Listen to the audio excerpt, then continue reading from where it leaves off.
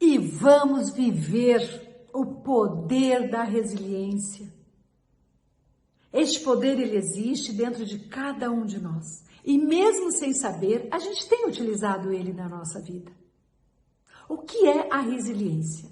Resiliência é a capacidade que a gente tem de passar pelos desafios. Por mais que vocês estejam vendo aí essa crise, essa pandemia, essa situação como um muro altíssimo que não dá para passá-lo, calma, calma. Há sim possibilidades da gente fazer essa passagem. Há sim a possibilidade da gente ficar bem independente da situação. Resiliência é a capacidade que a gente tem como se fosse de um elástico, que a hora que a gente estica, a hora que a gente solta, ele volta ao seu estado natural. Resiliência é a capacidade que a gente tem que mesmo diante de uma situação horrível, a gente fazer graça da desgraça, porque também é uma maneira da gente exercitar esse poder. Vamos rir, brincar mais com as situações. Quantas pessoas que na hora do nervoso, na hora do desespero, na hora que tá rindo, é inconsciente essa estratégia. Então, utilizar da nossa resiliência é falar também de Viktor Frankl, que trabalhou tanto esse tema. Viktor Frankl, ele vivenciou a guerra e na época, é muito bonita a história dele, ele tinha, o visto para poder ir embora da Alemanha, mas ele ficou naquela dúvida. E agora? Ele era um homem muito temente a Deus, ficou na dúvida. E agora? Eu vou embora, mas eu tenho que abandonar meus pais aqui, ou eu fico aqui com eles, o que eu faço? E ele pediu uma resposta para Deus. E aí um dia, ele na casa do pai dele, ele viu lá uns destroços assim. E ele falou: pai, o que é isso em cima da mesa? O que é isso? O pai dele disse: ai filho, eu trouxe aqui para casa porque eu achei tão interessante. Essa letra aqui, acho que era em hebraico, essa letra aqui em hebraico, a gente só encontra naquele mandamento, honrai pai e mãe. E ele sentiu como se isso fosse uma resposta de Deus. E ele falou: não, vou embora. E ficou ali. Ali ele perdeu a esposa dele, ali perdeu os pais. Mas foi muito importante, porque ele pôde desenvolver uma teoria. Nós não somos apenas biopsicossocial, nós somos também um ser da espiritualidade. E como ele chegou a essa conclusão? Porque ele ficava analisando as pessoas diante do sofrimento e ele se perguntava: por que cada um ou cada uma dessas pessoas tem uma reação? Por que uns diante do sofrimento enlouquecem? Por que outros morrem? E por que outros superam numa boa? E aí foi onde ele detectou que a diferença estava justamente na espiritualidade. Ele pôde descobrir que cada um tem um núcleo que é saudável. E quanto mais eu desenvolvo esse núcleo, que é o da espiritualidade, mais ele irradia para a parte física e para a parte psíquica. E olha que teoria linda. A minha Siri. Isso, né? A minha Siri encontrou isso na internet, olha só. Então, e olha a grande aprendizagem, né? Então, nós não somos só um biopsicossocial. Então, nós temos sim que nessa fase olhar para o nosso biológico, que nem a gente já refletiu. Nós temos sim que olhar na nossa parte física, que a gente... psíquica, desculpa, com o nosso psicológico, sorrir mais, passear mais, para que a gente possa trabalhar as nossas emoções, ficar ciente do que a gente sente, trabalhar essas emoções, desenvolver empatia e tantas outras coisas no emocional. Na parte social, a gente precisa sim se relacionar com o nosso par, nossa família, nossos amigos, com as pessoas, participar de grupos, isso dá uma saúde mental melhor também. E não é só isso, nós podemos e devemos desenvolver a nossa questão da espiritualidade. O que significa espiritualidade? Ela tem a ver com fé. Tem a ver com física quântica, tem a ver com aquilo que eu jogo para o universo, vem para mim, como diz Einstein. O quanto que verdadeiramente eu acredito em mim, o quanto que eu acredito nas minhas competências, o quanto eu acredito nas oportunidades diante dessa crise aí. Ah, tá um caos? Ok, mas tem coisas boas acontecendo. Cadê tua fé, cara? Cadê tua fé? Cadê a tua fé? É a tua fé que vai fazer você passar por essa crise. É a tua fé que vai fazer você ficar bem, para ter a mente aberta para captar coisas melhores. É a sua fé que vai fazer você atrair coisas boas. Fé é o quanto acredita em você, o quanto você acredita nas possibilidades, o quanto você acredita num Deus superior que está regendo todas as coisas. Quando eu vivo com essa intensidade, com certeza, gente, a fé atrai ainda mais fé. A fé faz com que você desenvolva a sua inteligência emocional.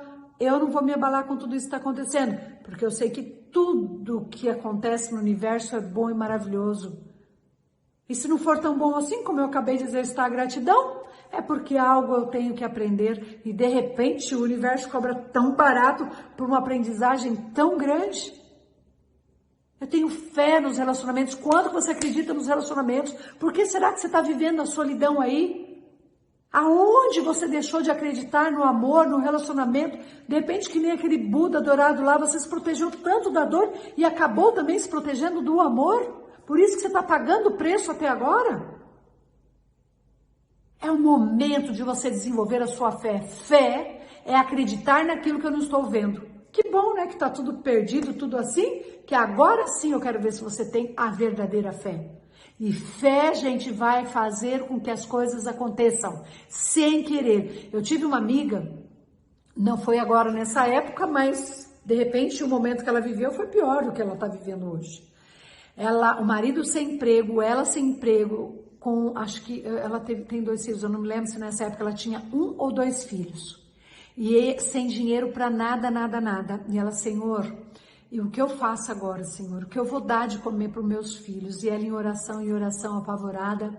E aí, de repente, alguém ligava para ela, olha, alguém ofereceu aqui tal coisa e aí eu lembrei de você, eu trouxe aqui para você. Diz que nunca faltou um nada para ela, nunca, nunca. Isso é fé, gente. E quanto mais você olhar para o universo, para a vida, quanto mais você normalizar, equilibrar esse seu imã interno, mais você vai atrair coisas em excelência para você.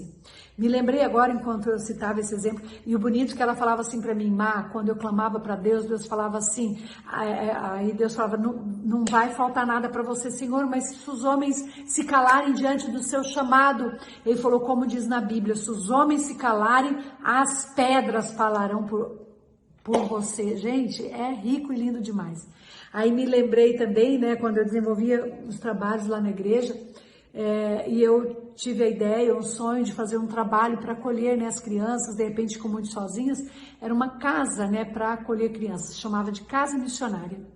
E aí foi muito legal que eu contei para o padre sobre essa minha vontade, ele me deu a maior força. No mesmo dia, nossa, Marluí, aqui do lado era inclusive no próprio Redondo ali, na frente da igreja, uma casa bem legal. Nossa, Marluí, a mulher acabou de falar para mim hoje que está alugando a casa, vamos lá. E a gente foi lá e a mulher, não, eu estou alugando sim, e falou que como se fosse ali para mim, que faria um valor menor e não sei o quê. Aí eu cheguei, aí o padre todo animado, aí eu fui dormir. Eu falei, Senhor do céu, vou ter que assumir um aluguel. Aí eu falei assim, eu tinha acabado de construir um brechó lá, porque eu colocava, né, dinheiro nesses projetos, daí eu tive a ideia de desenvolver um brechó, e eu tinha acabado de alugar casa, colocar fogão, colocar um monte de coisa. Aí aparece esse outro sonho, aí eu fui dormir, vi aquela coisa do humano, né, aquela coisa do, Senhor, mas olha, eu vou ter que assumir um aluguel. Eu vou ter que, olha, arrumar outro fogão, outra geladeira. Ai, não, Senhor, eu não sei se eu vou dar conta de tudo isso de novo. Fui dormir, acordei cedo no outro dia, 9 horas da manhã, eu me lembro. Deus nem fez com que eu esperasse muito. 9 horas da manhã, eu tinha acabado de acordar, Deus não, né? Uma pessoa me liga. Oi, Má, é tal pessoa, tudo bem? Sim, tudo bem, e você? Não, sabe o que aconteceu?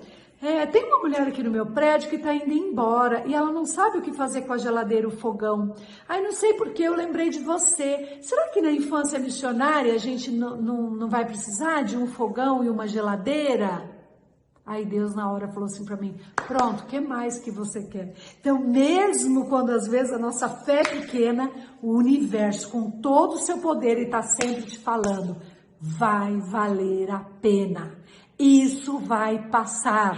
Fique tranquilo, quando você não tem nada, é a melhor situação que você pode passar, porque daí sim, você vai provar do sabor do meu cuidado que eu tenho por ti e que é tão intenso. Então, viver a resiliência é isso, gente, é poder entrar em contato com esse núcleo maravilhoso da espiritualidade que me traz naturalmente todas as coisas. Inclusive, nós vamos trabalhar nesse quadro da frequência e nós vamos ver que a espiritualidade é o nível mais alto que a gente pode conquistar e com certeza coisas maiores também para a nossa vida.